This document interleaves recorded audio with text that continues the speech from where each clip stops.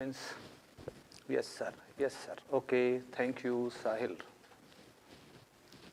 Baljit, yes, sir. All is well. Thank you. Thank you. Very good. Okay, sir. Students, कल हमने passive voice के topic को tense wise किया था और हमने आठों टेंसेस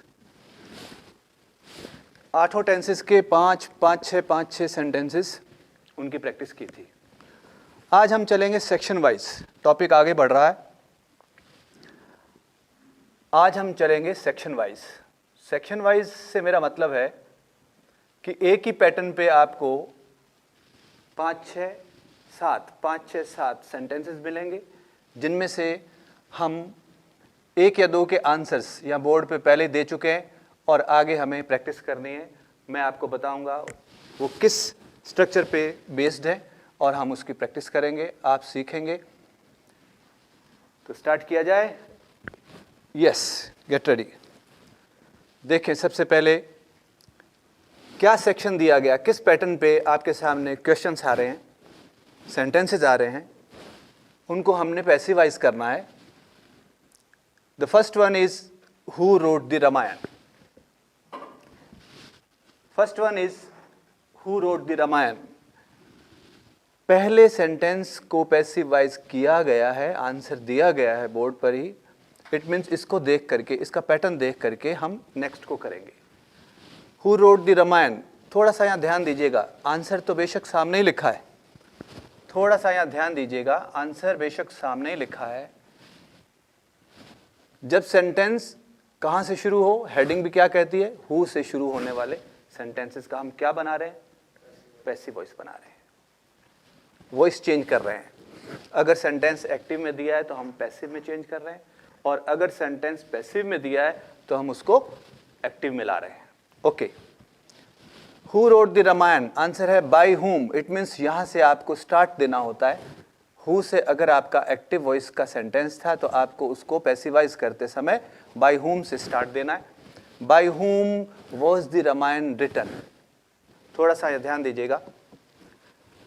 इसकी जगह सपोज आपको सेंटेंस सीधा लिखा मिलता है, क्योंकि हमें किस पैटर्न पे आएगा, क्वेश्चन पेपर में हमें पैसिव कैसे मिलेगा। सिंगल सेंटेंस लिखा होगा, आपको बताना होगा ये राइट है या रॉन्ग, और रीराइट करना होगा उसको ठीक से लिख करके। By whom was the Ramayan written की जगह एक सेंटेंस आपको दे दिया गया, बाय हुम, देखें, by whom the Ramayana was written. क्या सेंटेंस दिया गया, और आगे ऐसा भी क्वेश्चन मार्क भी लगा हुआ है, by whom the Ramayana was written. पढ़ने में ये मुझे लगता है ज्यादा ठीक लग रहा है, जो एक्चुअल आंसर है इसका उससे ज्यादा ठीक ये लग रहा है पढ़ने में। हु रोट द रामायण का पैसिव वॉइस बनाया, by whom the Ramayana was written, तो ऐसा लग रहा है कि ठीक ही लिखा है। लेकिन ध्यान देने लायक बात यहाँ ये है कि ये क्यों ठीक है, ये ठीक नहीं बता रहे हैं, ये आंसर रॉन्ग है, ये राइट है जो पहले से लिखा है। इन दोनों में क्या डिफरेंस है? इन दोनों में डिफरेंस ये है कि बाय होम के ठीक बाद हेल्पिंग वर्ब को लिया गया है। स्टूडेंट्स, ऐसा इसलिए कि जब आप क्वेश्चन बनाते हैं, कोई भी क्वेश्चन करें, मैं एग्जांपल देता हूं, WH से कोई भी क्वेश्चन करें, where are you going, where WH word के ठीक बाद आर बोला गया, इट मीन्स हेल्पिंग वर्ब बोली जा रही है। बड़े छोटे छोटे सेंटेंसेस लेते हैं, what is your name, what WH के ठीक बाद क्या बोला जा रहा है, is, it means helping verb. जब हम क्वेश्चन फ्रेम करते हैं तो क्वेश्चन फ्रेमिंग में WH वर्ड के ठीक बाद हेल्पिंग वर्ब बैठती है, पहले सब्जेक्ट नहीं आता। ऐसा हमने रटा नहीं है, हम सेंटेंसेस बोल के ही पता लगा रहे हैं। आपको भी ऐसा ही तरीका अपनाना है कि जब इस तरह कुछ आपको फाइंड आउट करने के लिए कह दिया जाए कि ऐसा होता है या ऐसा होता है, पहले हेल्पिंग वर्ब आती है या पहले सब्जेक्ट आता है, पहले सब्जेक्ट लिखा जाए या पहले हेल्पिंग वर्ब लिखी जाए, तो आपको ये देखना है कि ये तो हमने याद ही नहीं किया। कहीं सोचने की जरूरत नहीं है, बुक में कभी याद किया था, भूल गए जी, सर आप ही बता दीजिए। एग्जाम में तो बताने वाला कोई नहीं है ना, तो आपको किस पैटर्न से निकालना है आंसर कि आप कोई भी एक सेंटेंस की फ्रेमिंग अपने दिमाग में रखें, एक सेंटेंस बोल के देख लें। WH से बोले गए sentences, what is your name, where are you going, when did you come back, आप वापस कब आए। व्हेन WH वर्ड के ठीक बाद क्या बोला, व्हेन डिड हेल्पिंग वर्ब। तो क्वेश्चन फ्रेमिंग में WH के ठीक बाद सब्जेक्ट नहीं, क्या आना चाहिए, हेल्पिंग वर्ब। तो अब बताइए दोनों में कौन राइट है, ये राइट है। बाय whom, whom यहाँ एक WH क्वेश्चन वर्ड है, WH क्वेश्चन वर्ड के ठीक बाद हेल्पिंग वर्ब आ रही है। और इसमें डिफरेंस इतना ही है कि इसमें पहले सब्जेक्ट लिख दिया गया है और बाद में हेल्पिंग वर्ब आ रही है। तो दोनों में राइट कौन है, ये क्यों राइट है, क्योंकि क्वेश्चन फ्रेमिंग के टाइम WH के ठीक बाद हम हेल्पिंग वर्ब देखते हैं, पहले सब्जेक्ट नहीं।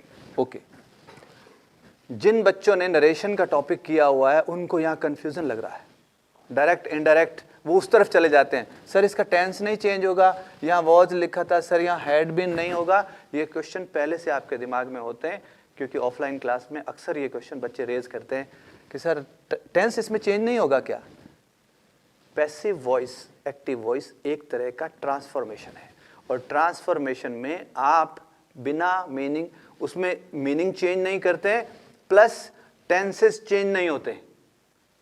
यहां क्वेश्चन है तो क्वेश्चन ही रहेगा, लेकिन डायरेक्ट इनडायरेक्ट में एक क्वेश्चन एक स्टेटमेंट में बदलता है। तो यहां कंफ्यूज ना हो कि कब कौन सा होगा, कैसे होगा।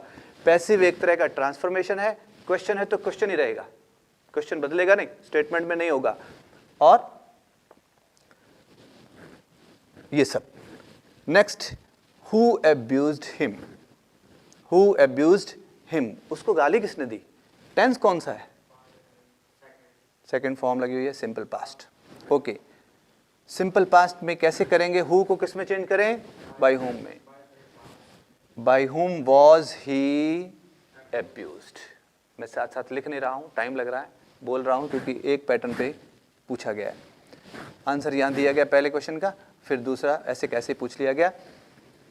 Who abused him, by whom, he was abused या वॉज ही अब्यूज्ड, क्या आए पहले, पहले वॉज आए, हेल्पिंग वर्ब पहले आए, फिर सब्जेक्ट आए। The next,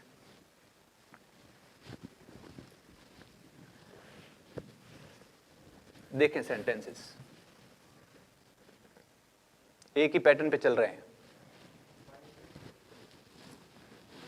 who gave you permission to do that, meaning भी आप खींचे, इसका क्या मीनिंग बनता है हम जानते हैं, बहुत मुश्किल सेंटेंस तो नहीं है। हु गेव यू परमिशन, आपको इजाजत किसने दी, परमिशन किसने दी, किस बात की, टू डू दैट, किस बात की, ऐसा करने की। आपको परमिशन किसने दी ऐसा करने की।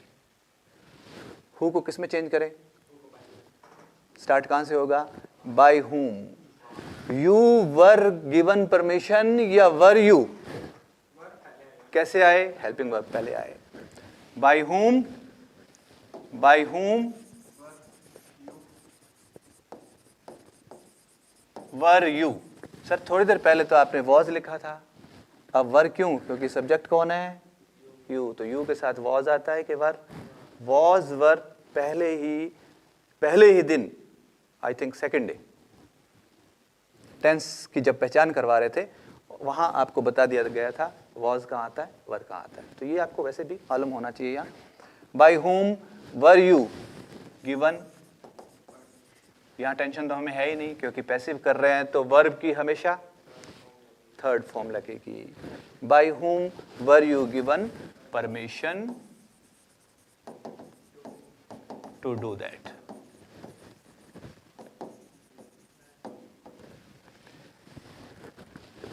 इस सेंटेंस को हम नेक्स्ट सेक्शन में अलग से फिर से लाएंगे।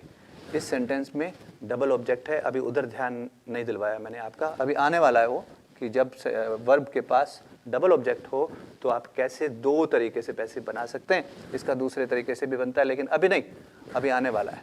एक बार जहां हमारा फोकस है कि हु वाले सेंटेंस को आप कैसे पैसिवाइज करते हो। हु रोट दीज स्टोरीज, बहुत आसान है। बाय हुम, वॉज दीज स्टोरीज करूं या वर दीज स्टोरीज करूं, दीज स्टोरीज सब्जेक्ट है ना, प्लूरल है, तो बाय होम क्या होना चाहिए? वर दीज स्टोरीज रिटन होना चाहिए।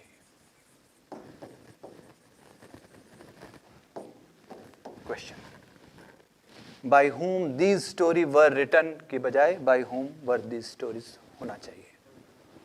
एक ही पैटर्न पे चल रहे हैं, अभी बदला नहीं है।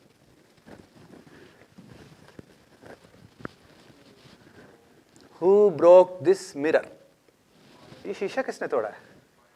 Who broke this mirror? Tense कौन सा है?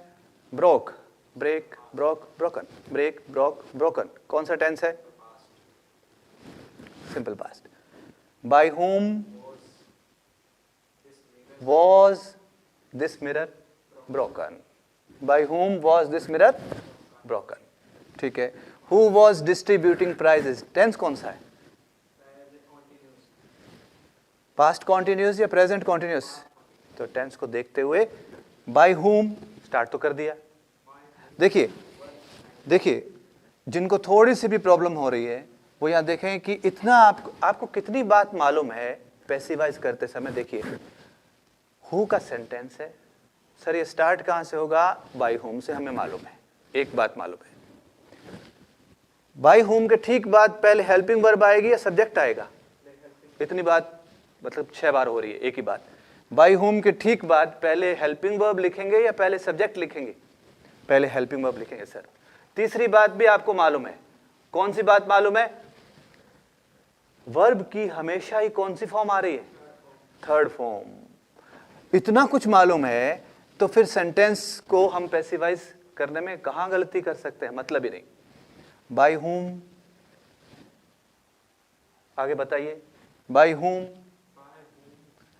वर द प्राइजेस, टेंस को देख के ध्यान देना, आंसर देना टेंस को देख करके। प्रेजेंट पास्ट कॉन्टिन्यूस टेंस है तो आप कॉन्टिन्यूस टेंस का जब पैसिव बनाते हैं अकेला टेंस वाइज से ध्यान में लाइए। कल टेंस वाइज करवाए थे, पास्ट कॉन्टिन्यूस का जब पैसिव बना रहे थे तो उसमें आईएनजी कहीं दिखना चाहिए। किसके साथ दिखेगा? बीइंग के साथ। Being. By whom were the prizes being distributed, third form आएगी। By whom were the prizes being distributed. Being distributed क्यों? Third form. Distributed third form है। बीइंग क्यों लगाया सर आपने? क्योंकि टेंस कॉन्टिन्यूस था तो बीइंग आएगा। नेक्स्ट चले, कल ही करवाया था टेंस वाइज जो मैं सेक्शन कल करवा के गया हूं उसी में से सेंटेंस है, नया नहीं है।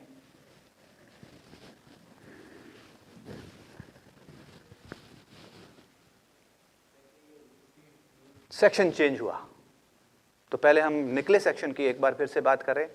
अभी कौन सा किस पैटर्न पे एक 5-6 सेंटेंसेस निकले हैं। WHO से, हु से कोई सेंटेंस हमारे सामने हो तो हम उसको पैसिवाइज कैसे करें, अभी ये बात निकली है। पैटर्न आपने देख लिया। सबसे पहले बाय होम करते है ना, सबसे पहले बाय होम, उसके बाद हेल्पिंग वर्ब, उसके बाद सब्जेक्ट, फिर वर्ब थर्ड फॉर्म। हेडिंग देखने से पूरी बात शायद ना पता चलती हो। क्या कह रहा है ये? बाय के अलावा अतिरिक्त अन्य प्रेपोजिशंस का प्रयोग। सर कुछ समझ नहीं आया, एग्जाम्पल से समझते हैं। The news shocked, the news me होना चाहिए था। The news shocked me, okay अलग चीज है। द न्यूज शॉक्ड मी, ध्यान ये देना है आपको। यहाँ एक आसान पहले मैं एक एग्जांपल दे दूं। ये सेक्शन आपसे ये सेक्शन आपको ये सिखा जाएगा कि हमारी आदत है पैसिव वॉइस बनाते समय, पैसिव वॉइस में किसी सेंटेंस को चेंज करते समय हम लास्ट में एक रटी रटाई बात रखते हैं, बाय करके खत्म होगा। स्टूडेंट्स की ये आदत होती है, by me, by you, by him, by them. हर सेंटेंस और अभी तक जितने सेंटेंसेस हुए हैं कल से लेकर आज तक, सब में हमने एंडिंग कहां दी? बाय प्लस एजेंट करके, बाय मी, बाय यू, इस तरह दी। ध्यान देना है आपको। यहां लिखा है the news shocked me, I was shocked at the news. क्या ये बाई क्यों नहीं लिखा, बाई द न्यूज क्यों नहीं लिखा? एक बार मैं आंसर देता हूं. His presence surprised us. We were surprised. We were surprised at his presence. Sir by his presence नहीं होगा. अभी सारे सेंटेंसेस तो आपने पहले हमें सिखाए, लास्ट में आप by बोलते हो. ये सेक्शन ये सिखा रहा है आपको कि ये आपकी आदत जरूर है, लेकिन ध्यान रखें बहुत सारी वर्ब्स ऐसी होती हैं जो अपने साथ एक फिक्स्ड प्रेपोजिशन लेती हैं. एक पहले आसान एग्जांपल सीखिए.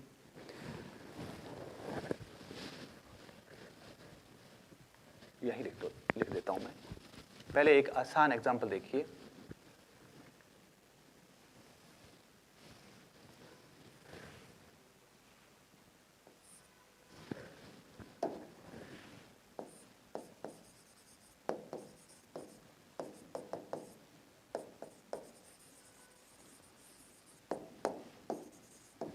This movie interests me.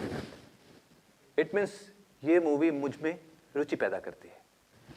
This movie interests, simple present tense से बनाया गया. This movie interests me, यानी एक अच्छा लगता है जब इस मूवी को देखता हूं, एक रुचि पैदा होती है. इसका पैसिव बनाएं तो क्या बनना चाहिए? सिंपल प्रेजेंट टेंस है और टेंस वाइज आपको आता है. I am interested. I am interested. आगे अब बताइए, I am interested in this movie कि I am interested by this movie. Interested के साथ अक्सर क्या सुनने को मिलता है? In. तो यहाँ से पता चलता है कि हमने रटा हुआ था कि पैसिव में सबसे लास्ट में जब खत्म होता है कोई सेंटेंस तो by बोल देते हैं. By me, by you. ऐसा नहीं है. ये sentence I am interested in me बोल रहा है. It means इंटरेस्टेड वर्ब ही ऐसी है जिसके बाद इन प्रेपोजिशन आती है, बाय नहीं. जिसके बाद इन प्रेपोजिशन आती है. कि किसी चीज में आपकी रुचि है तो आपको इंटरेस्टेड इन बोलना होता है. I am not interested in cricket, I am interested in chess. I am not interested in chess, I am interested in cricket. तो इंटरेस्टेड इन ही सुनते हैं हम. यहां से हमें मालूम है. इट मीन्स किसी ऐसे सेंटेंस को पकड़ो जहां से ये बिल्कुल कंफर्म हो जाए, हाँ बात तो ठीक है. ऐसा ही होता है. स्टूडेंट को ये पता चल जाए. टीचर को तो आती थी बात, स्टूडेंट को पता चल जाए, ठीक है. वापस आइए. The news shocked me. The news shocked me. I was shocked at the news. तो आपने देखा यहां प्रेपोजिशन बाई नहीं आई, एट आई. उसके बाद क्या हुआ? सेंटेंस हम पढ़ रहे थे. I was shocked at the news. I was shocked at the news.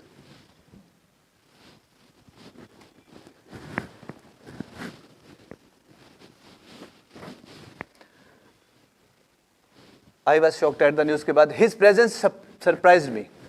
His presence surprised मी. तो I was surprised at his presence. It means कहीं ऐसा था किसी पार्टी में कि मुझे पूरा यकीन था वो नहीं आएगा, क्योंकि जो पार्टी जो लोग दे रहे हैं उनकी इसके साथ बनती नहीं, इसको इनविटेशन नहीं गया है, ये बंदा पार्टी में नहीं आएगा. लेकिन वो आ गया किसी वजह से, तो हम सरप्राइज हो गए. अरे उसकी प्रेजेंस ने तो हमें सरप्राइज कर दिया. तो वी वर सरप्राइज्ड. आगे बाय हिज प्रेजेंस करें कि एट हिज. तो सरप्राइज्ड वर्ब जिस तरह की है ये अपने साथ प्रेपोजिशन बाय लेके नहीं आती. सरप्राइज्ड के सेंटेंसेस जब हम पढ़ते हैं, ये पूरी बात आपको, अगर थोड़ी बहुत प्रेपोजिशन आपने की हुई है, टॉपिक किया है, अदरवाइज हम टॉपिक करेंगे उसमें भी आएगी, फिर से आएगी. तो एक बार मैं यहाँ बता रहा हूँ, 5-6 सेंटेंसेस ही चल रहे हैं आपको सिर्फ ये बताने के लिए कि पैसिव वॉइस में लास्ट में हमेशा आदत मत बनाइए कि बाई प्लस एजेंट ही होगा. चलिए आगे चलते हैं, देखें कुछ सेंटेंसेस और.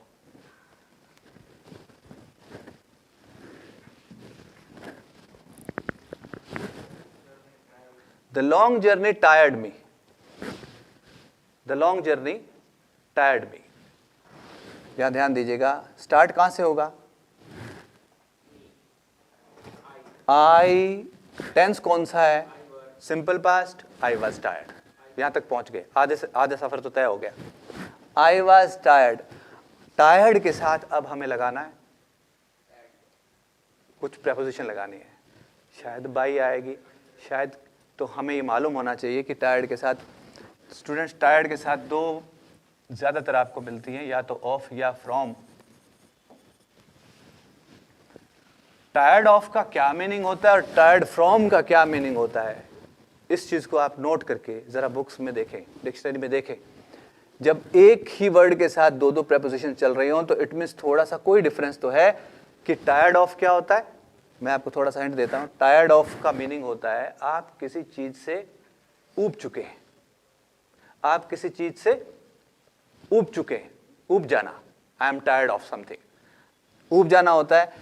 Tired from, it means if you are physically tired from something, तो आप बोलते हो बहुत थक चुका हूं मैं, I am tired. Tired from long journey होना चाहिए, या I was tired by long journey, नहीं, I was tired from the long journey होना चाहिए। हमारी आदत क्या थी? पैसिव वॉइस बनाते समय आखिर में हमेशा बाई कह करके सेंटेंस का एंड कर देना। नेक्स्ट देखें, your service satisfies me, tense कौन सा है? कौन सा टेंस है? Your service satisfies me, verb बताती है टेंस को, सिंपल प्रेजेंट। ऑब्जेक्ट कौन है? मी। आई एम सेटिस्फाइड कहूं कि आई वॉज सेटिस्फाइड कहूं, ये आपको पता है, सिंपल प्रेजेंट है ना। आई एम सेटिस्फाइड, आधा काम तो हो गया। I am satisfied by your service और समथिंग एल्स, क्या कहें? क्योंकि इतना तो मालूम है इस टाइम टीचर क्या पढ़ा रहे हैं, कौन सा सेक्शन चल रहा है, कि प्रेपोजिशन हमेशा आदत ना बनाए, पीछे बाई आएगा, तो हमें तो मालूम तो है कि बाई तो नहीं आएगा। I was satisfied with your, I am satisfied with your service. Satisfied के साथ क्या लग रहा है? विद, बाई नहीं, ठीक है। This movie interests me, sentence आ गया जिसको मैंने सबसे पहले लिखा था, आई एम इंटरेस्टेड, यहां तक तो ठीक है।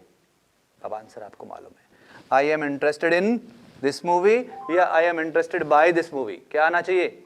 आई एम इंटरेस्टेड इन आना चाहिए। इंटरेस्टेड इन होनी चाहिए।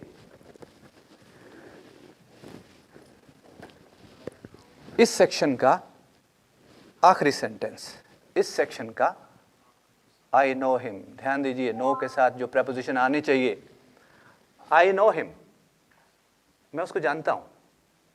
आपको हिंदी में भी अगर इसकी पैसे बनाए ना, वो मेरा जानकार है, वो मेरा जानकार है, मैं उसको जानता हूं, वो मेरा जानकार है। टेंस कौन सा है? Simple present. ही इज कि he was, he is verb की हमेशा थर्ड फॉर्म, कहां तक पहुंच गए? Known. He is known, he is known to me, क्या होना चाहिए? He is known to me. ये सेक्शन आपको क्या बता गया students? He is known to me, क्या बता गया ये सेक्शन? ये सेक्शन बता गया कि पैसिव बनाते समय इस बात का ध्यान रखें, आदत ना बनाएं, लास्ट में हमेशा बाई ही करके बंद करना है सेंटेंस को। कुछ वर्ब्स ऐसी होती हैं जो अपने साथ फिक्स्ड प्रेपोजिशन लेके आती हैं, उनके साथ वही प्रेपोजिशन लगती है, तो इसकी थोड़ी सी प्रैक्टिस करें। चलिए आगे।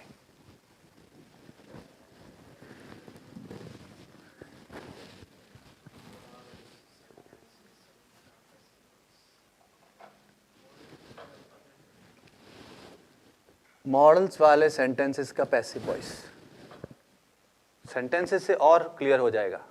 मॉडल तो आप जानते हैं। इस सेंटेंस में स्टूडेंट्स, इस सेंटेंस में कौन सा मॉडल लिख रखा है? मे का पास्ट भी आप जानते हैं, might, will, would, shall, should, can, could, must. Modal की शक्ल आपको पता है, हम यहाँ मॉडल्स पढ़ नहीं रहे हैं इस टाइम। हमें ये कहा गया है कि स्टूडेंट्स, क्या आपको पता है कि मॉडल वाले सेंटेंसेस का पैसिव वॉइस कैसे बनाते हैं?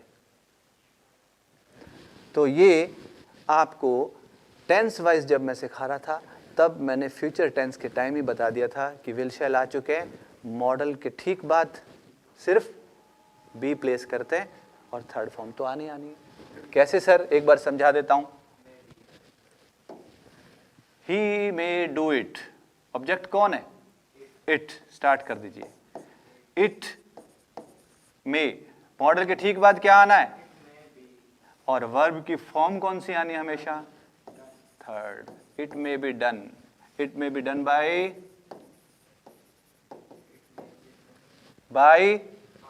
हिम, इस तरह होना चाहिए।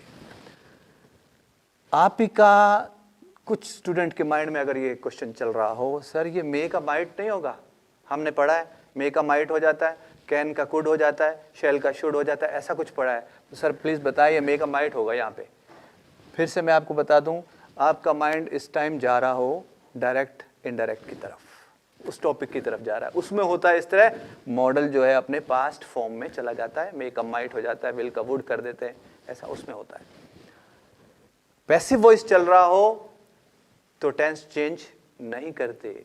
अगर आप यहाँ मे का माइट करेंगे तो ये टेंस चेंज हो जाएगा। और ये बात हो रही है, ये नियम लगता है वहां डायरेक्ट इनडायरेक्ट में। कुछ स्टूडेंट्स को इस तरह की प्रॉब्लम आती है, बाकी सीख रहे हैं। It may be done by, next sentence से समझा देता हूं, मैं यहां रुकने वाला था। He can lift this box, he can lift this box.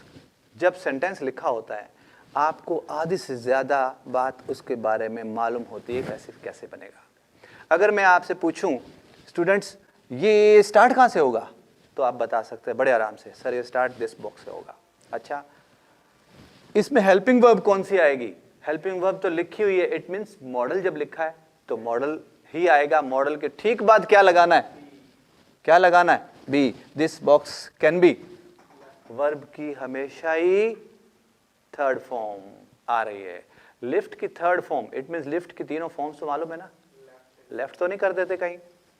Leave, left, left, lift, lifted, lifted. Verbs ध्यान में होनी चाहिए। वर्ब्स कब ध्यान में होनी चाहिए? हर टॉपिक में। टेंस सीखो तो, वॉइस सीखो तो, नरेशन सीखो तो, कोई भी ऐसा टॉपिक नहीं जा रहा जिसमें हमें वर्ब से हम छुटकारा पा लें कि चलो उधर ध्यान नहीं है तो चल जाएगा काम, ठीक है। This box can be lifted by him, इसी पैटर्न पे चल रहा है, अलग नहीं हुआ सेंटेंस, इसलिए मैंने लिखा नहीं। नेक्स्ट चले।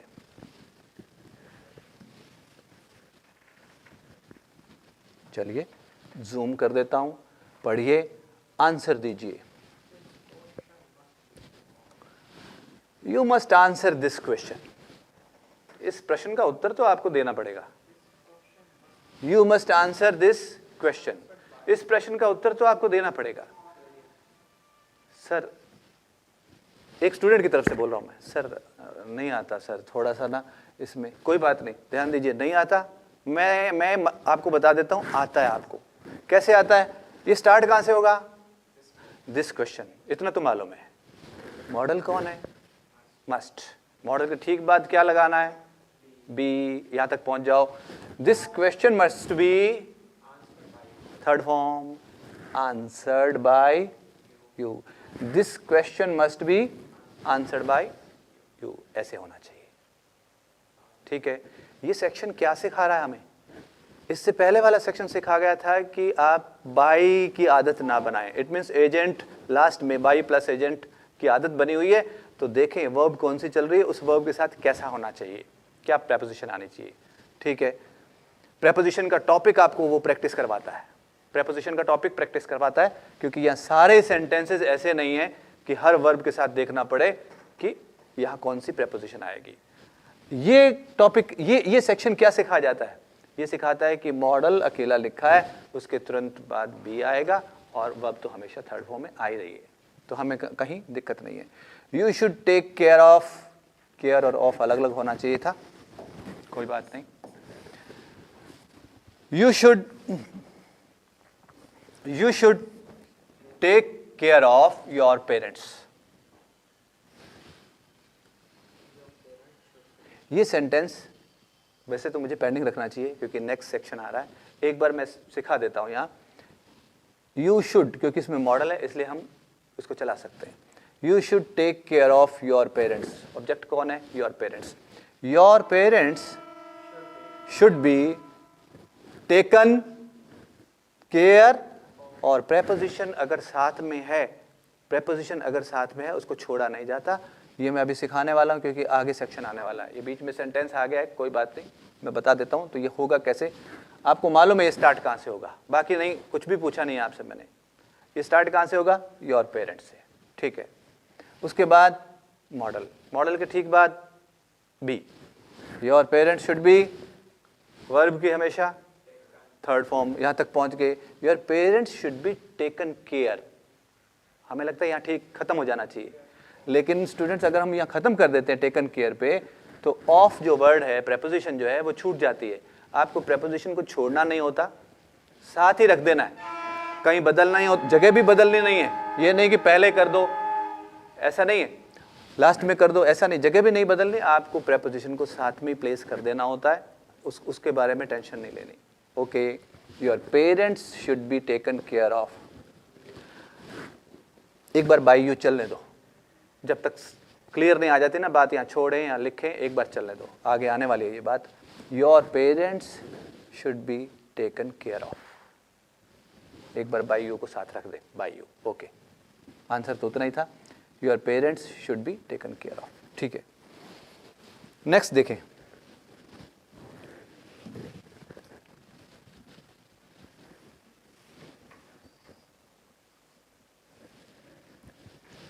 सेक्शन बदल गया, सेक्शन बदल गया.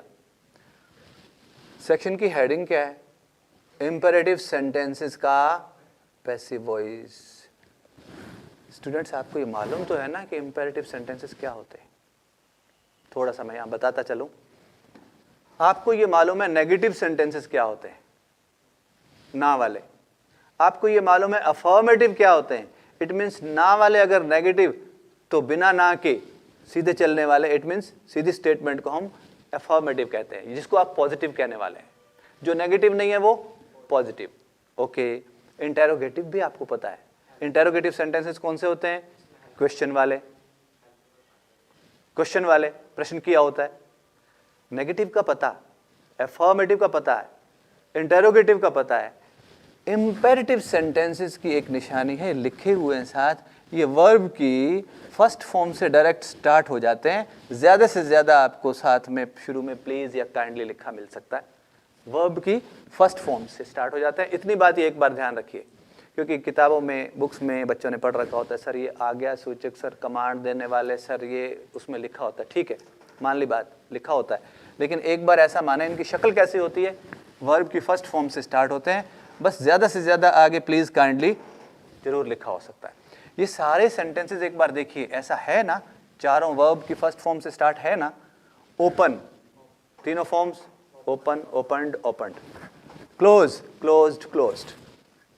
प्लीज के ठीक बाद क्या लिखा है? वर्ब की फर्स्ट फॉर्म. स्टूडेंट्स इसमें क्या चीज गायब है? एक्चुअल में हम देखते हैं कि एक सेंटेंस की जो स्ट्रक्चर होती है वो होती है सब्जेक्ट प्लस वर्ब, फिर आगे जो भी है, ऑब्जेक्ट ने आना है, किसी और चीज ने आना है. Subject plus verb plus object, या सब्जेक्ट प्लस वर्ब प्लस जो भी आगे हो, कॉम्प्लीमेंट हो, जो भी हो आगे. स्टार्ट कहां से होता है? सब्जेक्ट से.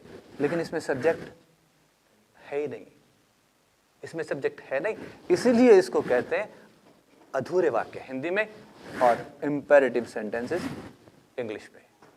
इंपेरेटिव की आप निशानी क्या रख रहे हैं? वर्ब की फर्स्ट फॉर्म से सीधे स्टार्ट हो जाते हैं. तो वो कमांड भी हो सकती है, वो ऑर्डर भी होता है, वो रिक्वेस्ट भी होती है. इतना कुछ याद करने की अभी जरूरत नहीं है, बस निशानी एक रखिए, वर्ब की फर्स्ट फॉर्म से स्टार्ट. ओके. इंपेरेटिव सेंटेंस का पैसिव एक तरीका तो ये सामने लिखा पड़ा है. आप क्या करें? Open the door. एक बार ध्यान दीजिए, मैं आपसे कहता हूं ओपन द डोर, दरवाजा खोलो जरा.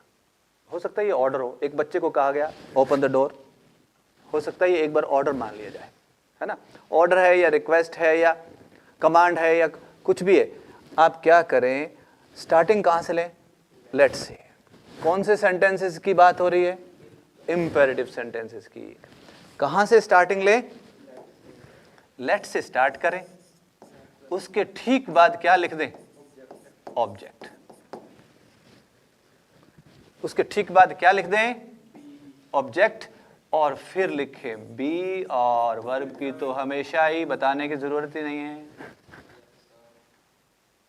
Late the door be opened. Let the door be opened. थोड़ा ध्यान देना, मीनिंग पे भी ध्यान देना, है ना। दरवाजा खोल दिया जाए, कुछ ऐसा मीनिंग बनेगा।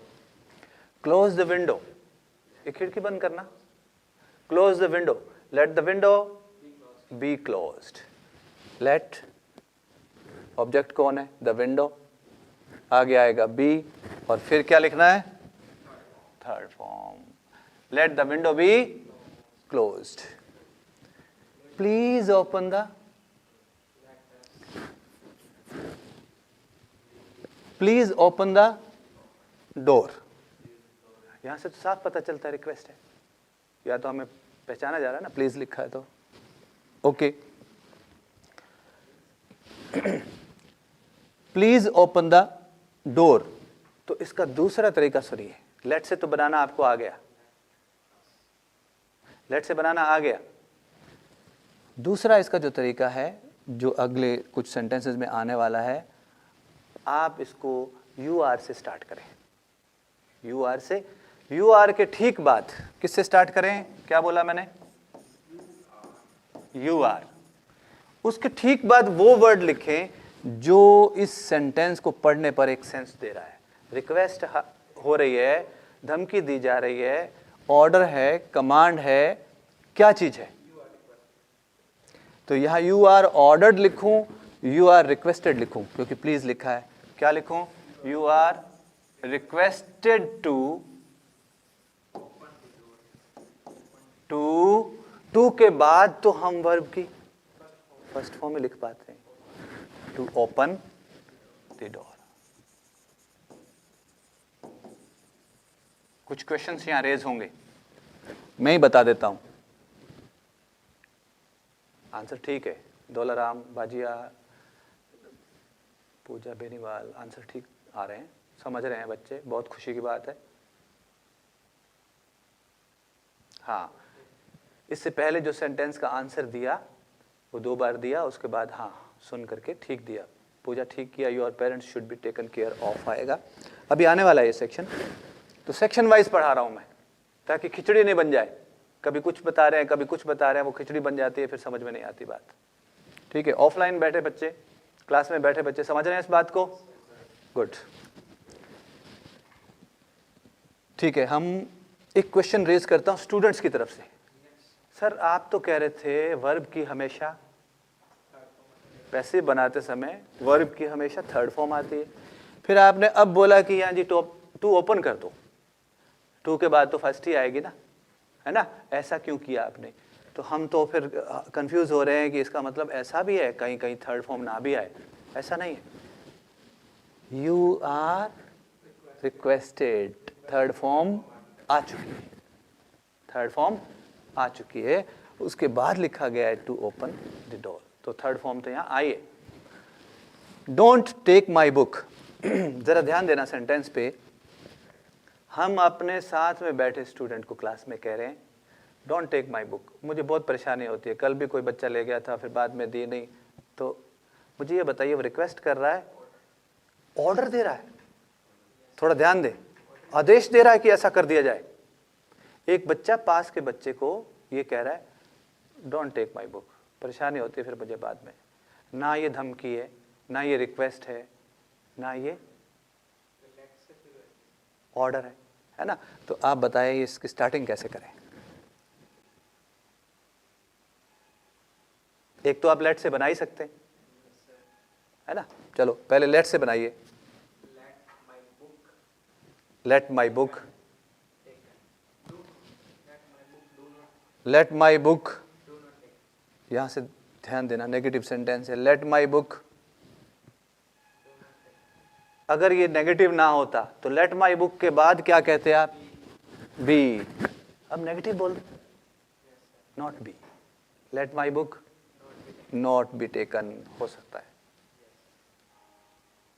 ठीक है, अब हमें ये कहना है यू आर, थोड़ा ध्यान दीजिए, यू आर। अब हम अगर लिखते हैं रिक्वेस्टेड तो इसमें रिक्वेस्ट नहीं है।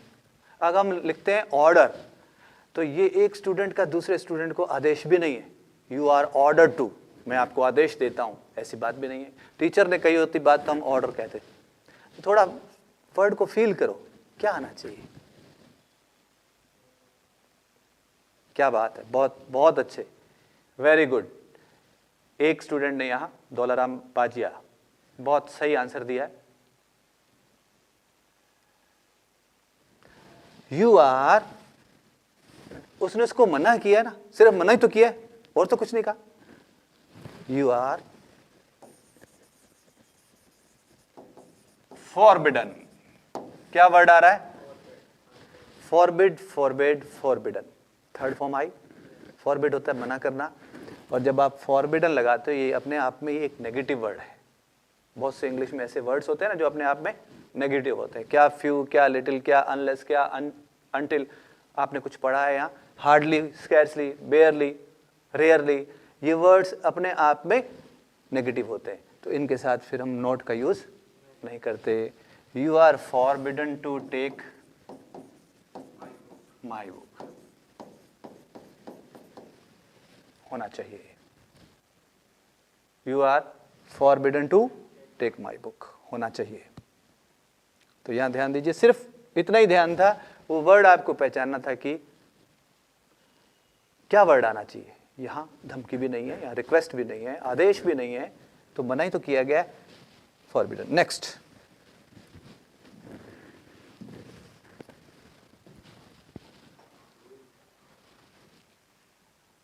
क्या सेंटेंस है, शुरू होने से पहले ही खत्म हो रहा है। सेंटेंस क्या है? Do it. सर इसका भी पैसे बनेगा, इसका भी पैसे बनेगा। आप देख रहे हैं इंपेरेटिव सेंटेंस है, इंपेरेटिव चल रहा है ना अभी। डू इट, सर इसका क्या करें? इंपेरेटिव है, कहां से स्टार्ट कर सकते हो? Let's say let it be done, let it be done. Never tell a lie, कभी झूठ नहीं बोलो। फील करें जरा, अगर आपको कोई कहता है कभी झूठ मत बोला करो, ये धमकी है या एक रिक्वेस्ट है या एक व्हाट? रिक्वेस्ट है, धमकी है, आदेश है, ऑर्डर है, कमांड है, या एक सजेशन यानी एडवाइस है? ये क्या है? एक एडवाइस है ना। तो नेवर टेल ए लाई का हम बना रहे थे। सेंटेंस नंबर 5 में हमने देखा लेट से बन गया, ये यू आर से भी बन जाता। कैसे बन जाता? डू इट, करो इस काम को। You are ordered to do it भी होता, और लेट से बन गया। नेवर टेल ए लाई, कभी झूठ मत बोलो। You are advised never to tell a lie होना चाहिए। ध्यान दीजिए, you are advise, you are advised.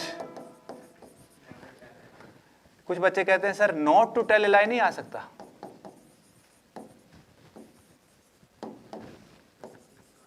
और मैंने आंसर क्या दिया?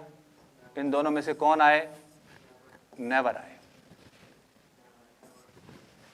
ठीक है, नॉट ना आए, कौन आए?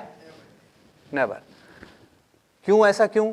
यू आर एडवाइज, क्योंकि सेंटेंस में आपको जो नेगेटिव बना रखा है, जिस वर्ड ने बना रखा है ना नेवर, दोनों में डिफरेंस है। You are advised not to tell a lie का मतलब टेम्परेरी, मैं अभी अभी के लिए आपको कह रहा हूं कि आप झूठ ना बोले। और नेवर टेल ए लाई का मतलब क्या है? कभी भी झूठ ना बोले। तो इन दोनों में डिफरेंस है। आपका जो पैसिव भी उसी स्टाइल में आना चाहिए। You are advised never to tell, कभी झूठ ना बोलने की सलाह दे रहे हैं आपको। टेम्परेरी नहीं कह रहे कि अभी मत बोलो, आगे चलेगा, ऐसा तो नहीं कह रहे ना, इसलिए नोट की जगह नेवर आ रहा है। काइंडली डोंट लूज हार्ट, ये तो मुश्किल आ गया। अब ध्यान देना, यहां सेंटेंस के शुरू में क्या लिखा है? काइंडली।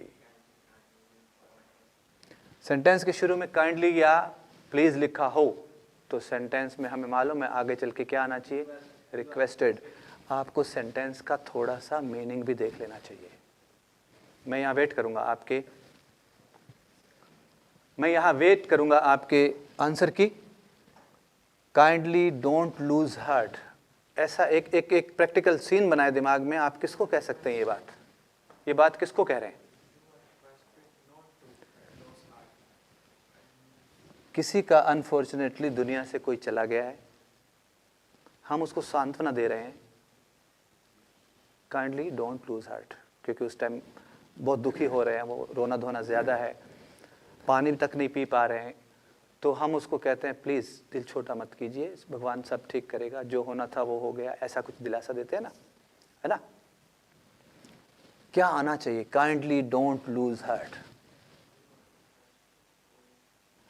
कह सकते हैं यू आर रिक्वेस्टेड टू, भाई साहब मैं आपसे रिक्वेस्ट करता हूं बार बार, आप ऐसा ना करें, तो सेंस चेंज हो रहा है ना? आपकी सिर्फ उनको क्या जा रही है? सलाह तो जा रही है। तो you are suggested to, you are क्या आना चाहिए?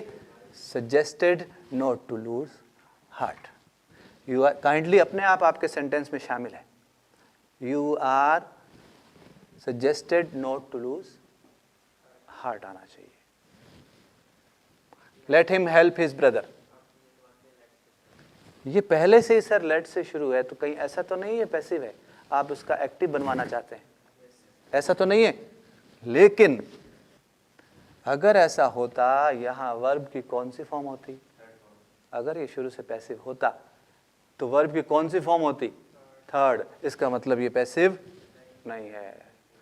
यहां हम फंस रहे हैं सर, एक्टिव इसका पैसिव बनाना है, तो पैसिव में तो शुरू में क्या आता है? लेट। तो आपने तो पहले लिख रखा है सेंटेंस में लेट, है ना? तो आप ये देखिए, नई बात उसने बिल्कुल नहीं की। ये सेक्शन कौन सा चल रहा है? इंपेरेटिव सेंटेंस का पैसिव बनाना। इंपेरेटिव सेंटेंस की क्या निशानी रखवाई आपको?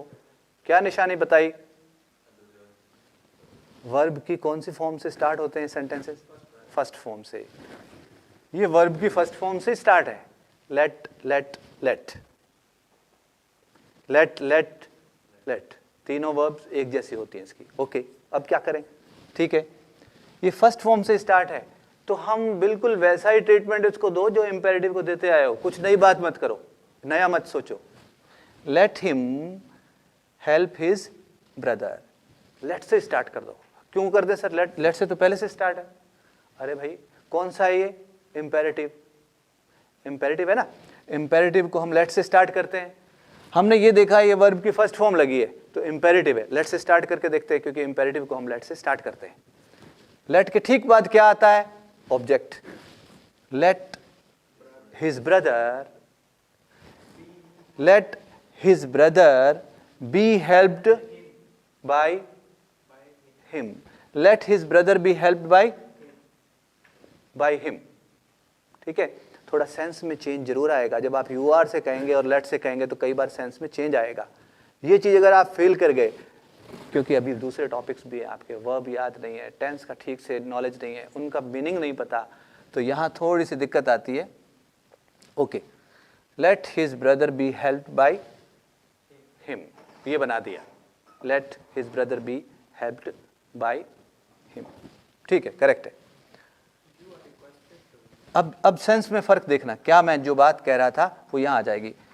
आपसे मैं कहता हूँ ओबे योर पेरेंट्स, उन्होंने आपको पाल पोस के बड़ा किया है, आपको पढ़ाया लिखाया है, तो ओबे योर पेरेंट्स, कभी से ओबे मत किया करो।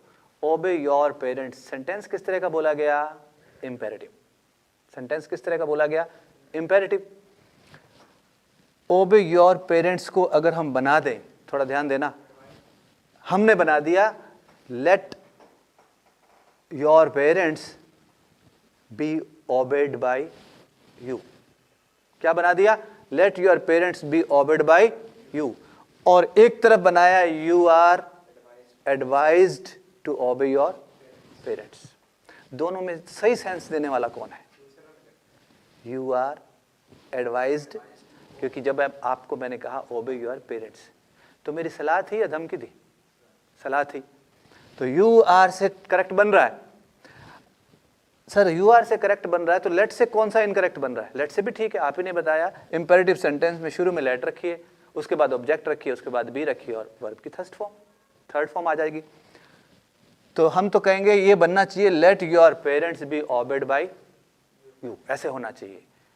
इसका जो मतलब बन गया, सुनिए, मैं किसी को कह रहा हूं let your parents be obeyed, इसका मतलब है आपके पेरेंट्स की आज्ञा पालन होने दी जाए। तू बीच में मत आया कर। आपके पेरेंट्स की आज्ञा पालन होने दी जाए, है ना? इसका यह मतलब बन रहा है कि किसी दूसरे को करने दे, तू बीच में बोला मत कर। जबकि हम ओबे योर पेरेंट्स, सामने उसी को कह रहे हैं तू अपने पेरेंट्स की आज्ञा पालन किया कर। तो दोनों में डिफरेंस आ रहा है मीनिंग में। तो ये इसका सेंटेंस का आंसर ये भी हो सकता है। पहली बार बदल रहा है, पहली बार पैटर्न बदल रहा है, स्ट्रक्चर बदल रही है। Your parents should be obeyed, should भी यहां आ सकता है, क्योंकि शुड भी रखने पर यहां सेंस सही निकल रहा है। सेंस सही निकले तो आप शुड से भी उसको कर सकते हैं। योर पेरेंट्स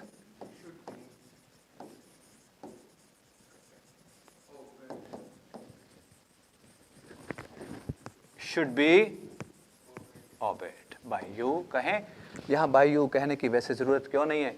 क्योंकि जिसको हम कह रहे हैं आपके पेरेंट्स की आज्ञा पालन होने चाहिए, तो करेगा कौन? दूसरा कोई आके कि वही करेगा। इसलिए बाय यू आगे सेक्शन आने वाला है, जब हम सब्जेक्ट को छोड़ देते हैं, बाय प्लस एजेंट को नहीं लगाते, ऑब्जेक्ट बाय प्लस एजेंट को हम रखते नहीं है, बिना बाय के, बाय प्लस एजेंट के सेंटेंस को खत्म करते हैं। अभी आने वाली है बात। Obey your parents should be obeyed भी हो सकता है। ठीक है, चलिए आगे बढ़ते हैं। यहां तक क्या क्या किया है? आगे बढ़ने से पहले मैं अगर पूछूं, समझ आ रही है? ठीक समझ आ रही है? एक बार थम्स अप से मुझे बता दें। अगर कोई प्रॉब्लम है वो भी लिखें कि सर यहां तक आई थी बात समझ में, उसके बाद जब आप ये सिखा रहे थे तो इसमें हमें थोड़ा सा डाउट है। ओके, ताकि मैं वहां आपका आंसर दे सकूं। अभी तक जो सीखा आज की क्लास में पैसिव वॉइस में आते हमने ये सीखा WHO से, हु से बनने वाले सेंटेंसेस का पैसिव कैसे बनाया जाता है। फिर हमने क्या सीखा? उसके बाद कौन सा सेक्शन आया? मॉडल्स दिए गए हों तो कैसे पैसिव बनाया जाता है। उसके बाद क्या आया? एक सेक्शन हमें यह सिखा गया कि प्रेपोजिशन रटो मत कि लास्ट में बाय करके ही खत्म करना है ना? कुछ वर्ब्स ऐसी हैं जो अपने साथ एक फिक्स प्रेपोजिशन रखती हैं, वो लगाया करो। इंटरेस्टेड इन एक एग्जाम्पल दिया था। ठीक है, थैंक यू बेटे, सबको समझ में आ रहा है, बहुत अच्छी बात है। उसके बाद क्या चला? सर इंपेरेटिव सेंटेंस पे आ गए हम। 3-4 सेक्शंस हो गए ना? ठीक है, चलिए आगे। प्रॉब्लम तब आती है जब बात समझना हम बंद कर जाएं और टीचर आगे पढ़ाते रहें, उसका फिर आउटपुट कुछ नहीं। आ गई बात, क्या कहता है ये? बाय प्लस एजेंट का प्रयोग ना करना। इस तरह ये क्या लिखा है? बाय एजेंट, एजेंट कौन? वो जो अटैची लेके आते हैं, वो कहते हैं मैं दवाइयाँ बेचूंगा, वो तो नहीं। हमारा एक वर्ड पे कई बार ध्यान उस तरफ फिक्स होता है। एक बार हम समझ रहे हैं ये बाय प्लस एजेंट किसको कह रहा है। सेंटेंस का जब पैसिव बनाते हैं ना हम, तो लास्ट में बाय प्लस जिसको भी लिखते हैं, by me, by you, by him, by her, by them, ये वर्ड जो बोल रहा है हिम, देम, इसको एजेंट कहते हैं। एजेंट का मतलब है काम को कर कौन रहा है, डूअर कौन है ना, वो रखा जाता है। ओके, इसका जो हेडिंग है वो कह रहा है बाय प्लस एजेंट का प्रयोग ना करना। ना करने से क्या मतलब है आप सीखेंगे यहाँ। कैसे सीखेंगे? सेंटेंस का आंसर तो पहले का दिया हुआ है, एक बार मैं थोड़ा इजी करता हूँ। पहले नेक्स्ट निकालते हैं, फिर हम इसको पीछे ले आएंगे। सेंटेंस आपके सामने क्या है?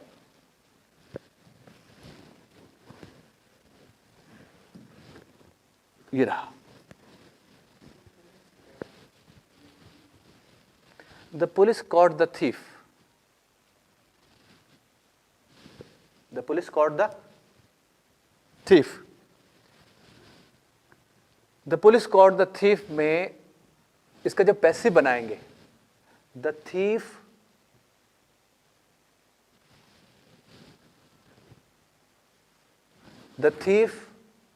टेंस को देख के मुझे बताइए हेल्पिंग वर्ब क्या आनी चाहिए। द थीफ सिंपल पास्ट है, वॉज करेक्ट है, करेक्ट है। द थीफ वाज कॉट पे एक बार रुक जाइए, पैसिव कंप्लीट हो गया। देखते हैं, द थीफ वॉज कॉट, एक बार मैं ब्रैकेट में लिख रहा हूं, क्या आना चाहिए था साथ में, क्या आना चाहिए था, agent, agent means by plus जो भी वर्ड आप लिखते हैं काम को करने वाला, बाई प्लस काम को किया किसने, चोर को पकड़ने का, पुलिस ने, ठीक है। स्टूडेंट्स कहते हैं सर होना ऐसे चाहिए था, the thief was caught by the police. आप कह रहे हैं द थीफ वाज कॉट पे सेंटेंस पूरा हो गया, बस आगे मत लिखो।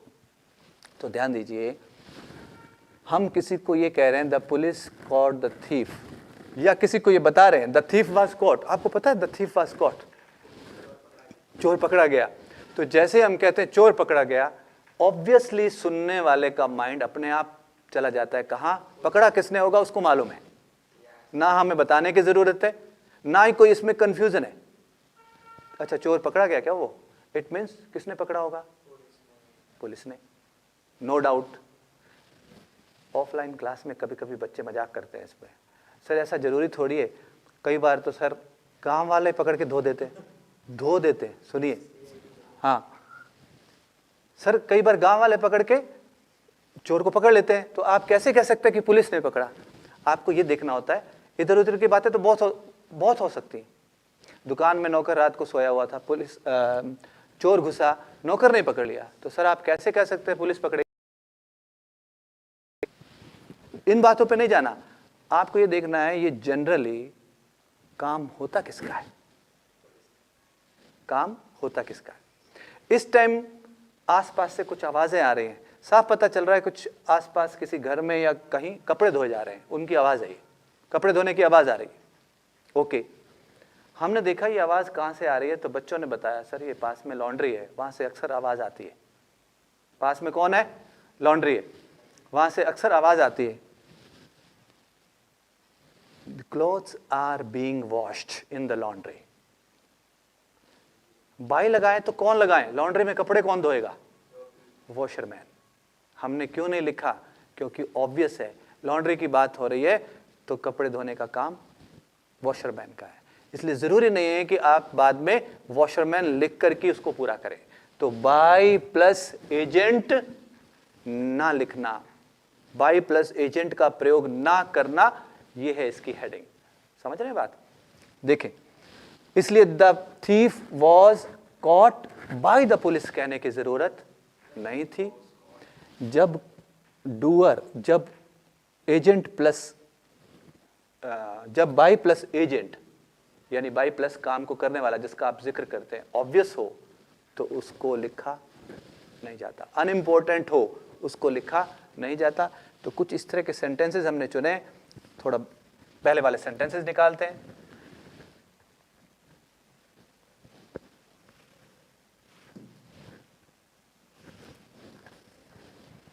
देखिए, people speak English all over the world, answer साथ में दिया हुआ है। English is spoken all over the world, किससे नहीं लिखा गया, बाय पीपल नहीं लिखा गया। देखिए, इंग्लिश इज स्पोकन, इंग्लिश बोलने का काम होता किसका है, जानवरों का है या पीपल का, ऑब्वियस था ना। इंग्लिश कौन बोलते होंगे, लोग ही बोलते होंगे। तो हमारा माइंड किसी भी दूसरी जगह नहीं जा रहा है कि वो भी तो हो सकता है ना। पूरी दुनिया में इंग्लिश बोली जाती है, कौन बोलता होगा, पीपल ही बोलते होंगे।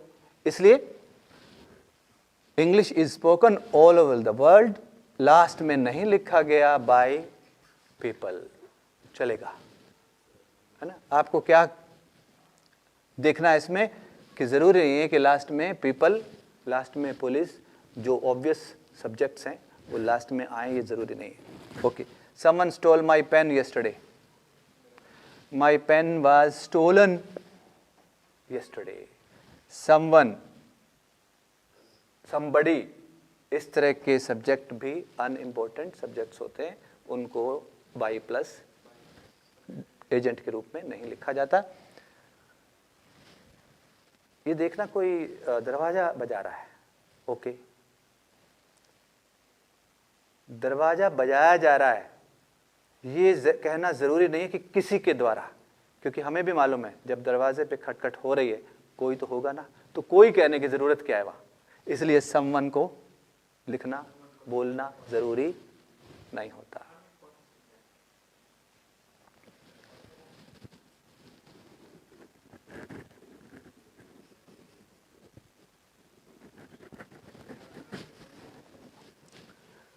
हाँ जी, देखें आगे।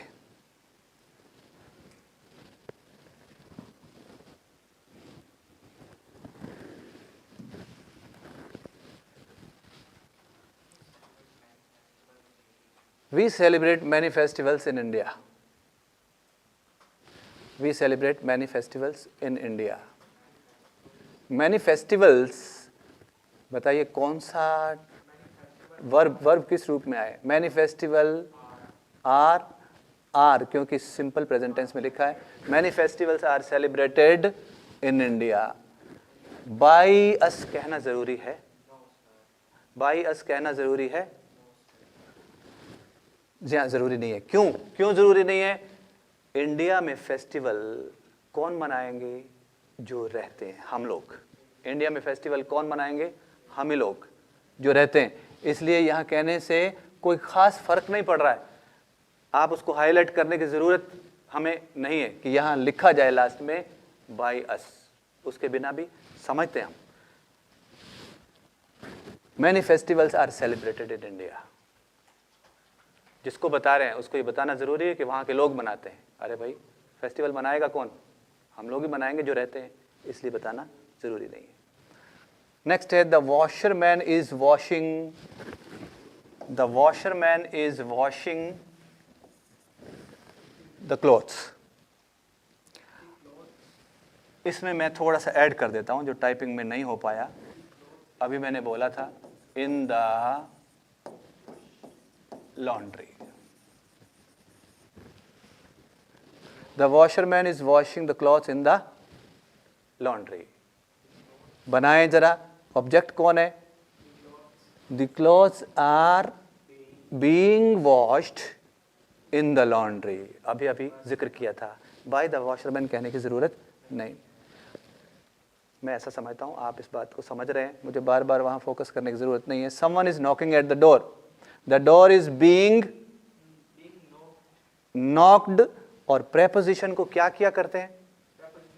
साथ ही रख देते हैं, हटाते नहीं है, साथ ही रख दें। किसी तरह की टेंशन नहीं लेनी होती प्रेपोजिशन की, आप वहां साथ रख दें। The door is being knocked at. क्या लिखें लास्ट में? By someone, by someone, by somebody. Unimportant subjects को बाय प्लस एजेंट के रूप में नहीं लगाया जाता, इसलिए आंसर होगा the door is being knocked at, knocked at, the door is being knocked at. At पे सेंटेंस प्रेपोजिशन पे खत्म हो गया। आप इस तरह के कई सेंटेंसेस देखते हैं तो वहां अगर हमारी इंग्लिश थोड़ी वीक है तो हमें बड़े हैरानी होती है कि एक सेंटेंस आके रुका कहाँ? प्रेपोजिशन पे रुक गया। ये कैसा सेंटेंस है? शायद आगे कुछ लिखा होना चाहिए था। ये सेक्शन ये भी बताता है कि जब लास्ट में प्रेपोजिशन होती है तो इस तरह के सेंटेंसेस भी होते हैं। एट क्यों लगाया गया है? पैसिव बन रहा था, पैसिव बन रहा था और लास्ट में प्रेपोजिशन को हटा नहीं पाए हम। क्यों नहीं? क्योंकि हटाना होता नहीं है, साथ में रखना होता है वर्ब के, इसलिए कहाँ खत्म हो गया आकर के? एट पे। हम इसको एट पे खत्म ना करते और साथ में लिखते बाय समवन, तो हमें भी मालूम है bye someone, by somebody subjects को लिखा नहीं जाता, बोला नहीं जाता, इसलिए हम एट पे रुक गए। Okay,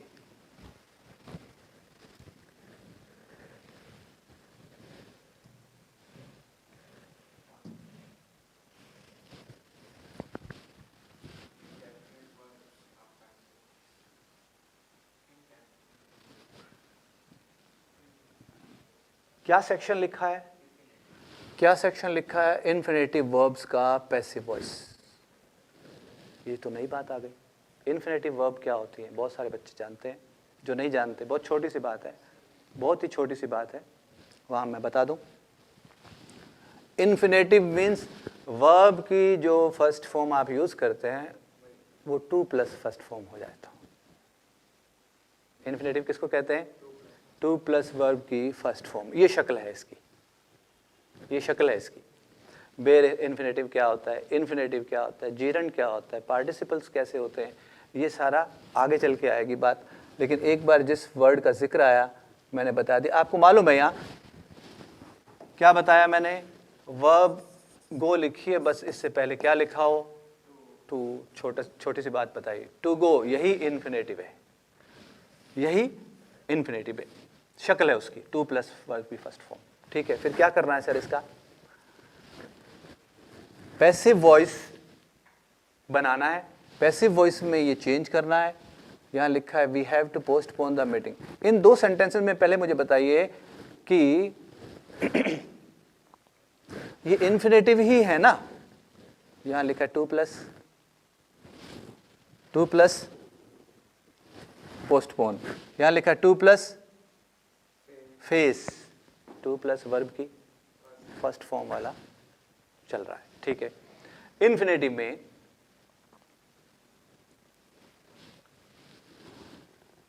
we have to postpone the meeting. The meeting किस तरह के सेंटेंसेस है? Have to V1, is to V1, are to V1, had to V1। It means एक तरह से आपको जो हेल्पिंग वर्ब दिखाई दे रही है उसके साथ 2 प्लस V1 लिखा हुआ है। 2 प्लस V1 की शक्ल को क्या कहते हैं? इन्फिनेटिव, है ना? ठीक है, इन्फिनेटिव वाले सेंटेंसेस चल रहे हैं। द मीटिंग कैसे बनेगा ये? The meeting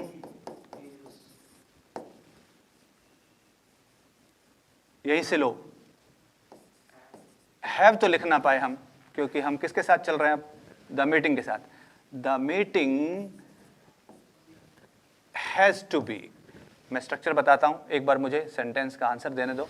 the meeting has to be, verb की हमेशा third form. The meeting has to be postponed by us. क्या स्ट्रक्चर बैठ रही है? स्ट्रक्चर आप खुद निकालें।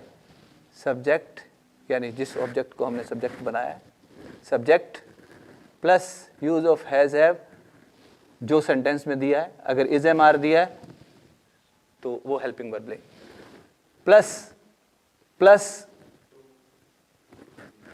To be. आपको मैं बता दूं ये बिल्कुल टेंशन वाली बात नहीं है। इन्फिनेटिव का पैसिव मॉडल के पैसिव जैसा ही है। ऐसा माने आपको एक तरह से मॉडल का हैव टू हैज टू भी एक तरह से मॉडल ही होते हैं।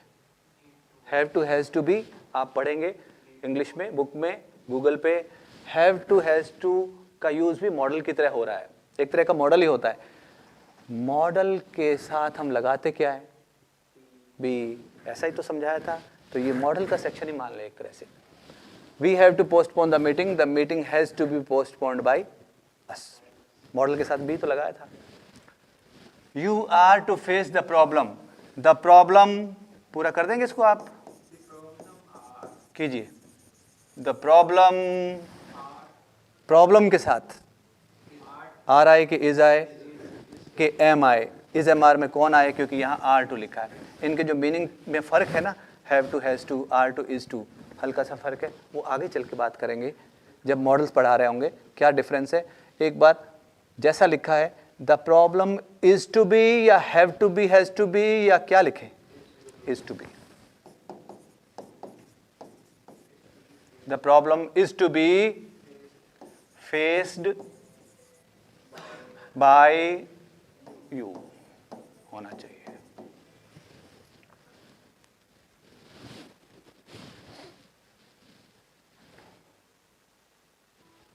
द मीटिंग के साथ हैव टू ना लगाएं। The meeting has to be postpone. The problem is to be. Model ही चल रहा है ऐसा मान लें, तो आपको यहाँ क्या रिलीफ मिलेगा कि नया सेक्शन नहीं है। अच्छा, इन्फिनेटिव का भी याद रखना पड़ेगा, ये तो बहुत हो गए, है ना, वो तो थोड़ी टेंशन होने लगती है कि नए नए आ रहे हैं। आप इन्फिनेटिव को ऐसे मान रहे हैं ये मॉडल वाला ही चल रहा है, मॉडल के ठीक बाद बी लगाएं, थर्ड फॉर्म लगाएं, कंप्लीट करें। 2 प्लस वर्ब की फर्स्ट फॉर्म, ये दिख रही है कि ये इन्फिनेटिव है। Okay, the problem is to be faced by you. कुछ सेंटेंसेस और करते हैं।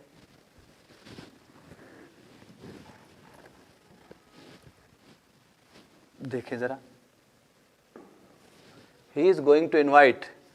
इन तीनों सेंटेंसेस को एक साथ देखें तो आपको दिखाई दे रहा है ना इन्फिनेटिव कहाँ है इसमें। 2 plus invite, 2 plus answer, 2 plus remove, 2 plus verb की फर्स्ट फॉर्म, 2 प्लस वर्ब की first form. He is going to invite all his friends, all his friends। आप जानते हैं ना सेंटेंस का मतलब क्या बनता है। ये तो गो वर्ब का पैसिव होता नहीं है, क्योंकि गो वर्ब अपने आप में इंट्रांजिटिव होती है। और शुरू में जब पैसिव को शुरू किया हमने, मैंने बताया ट्रांजिटिव क्या होती है, इंट्रांजिटिव क्या होती है।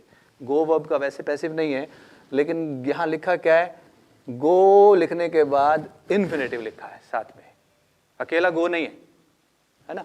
एक मैं एग्जांपल दे दूं पहले। यहां ये देखिए क्या लिखा है, I am going to market. क्या एग्जांपल है।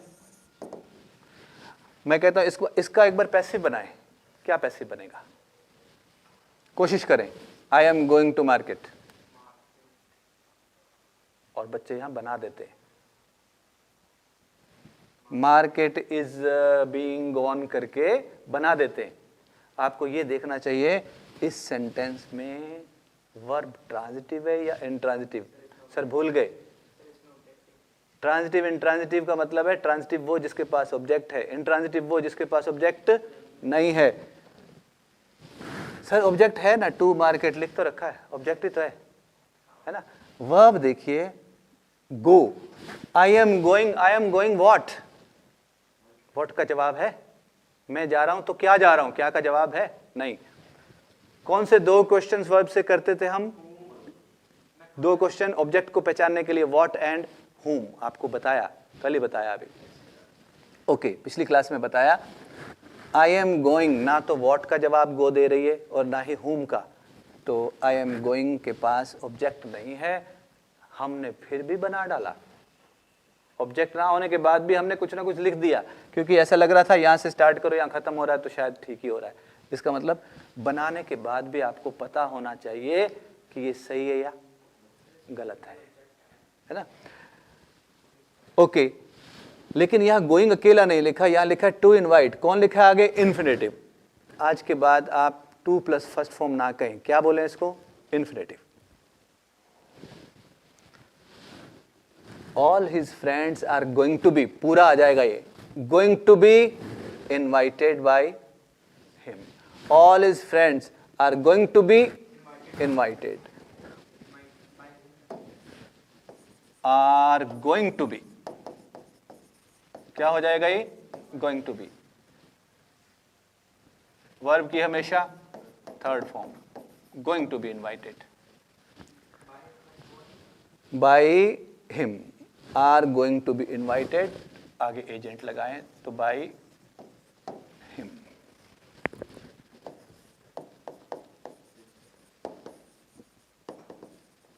All his friends are going to be invited by him. They have to answer the questions. The questions have to be, क्योंकि have to को एक मॉडल समझ के आप आगे बढ़ रहे हैं। Have to be answered by them. You have to remove your vehicle. Your vehicle has to be, have to be, has to be removed. Enough. Your vehicle has to be removed by you. हुआ, समझ में आया? समझ में आया तो हम ये देखते हैं कि इस सेक्शन में कहीं कोई क्वेश्चन, कहीं कोई सेंटेंस बाकी तो नहीं है। एक सेंटेंस बाकी बता रहा है, ठीक है। एक सेंटेंस और लीजिए, लास्ट सेंटेंस इस सेक्शन का। कौन से सेक्शन का? इन्फिनेटिव वाले का।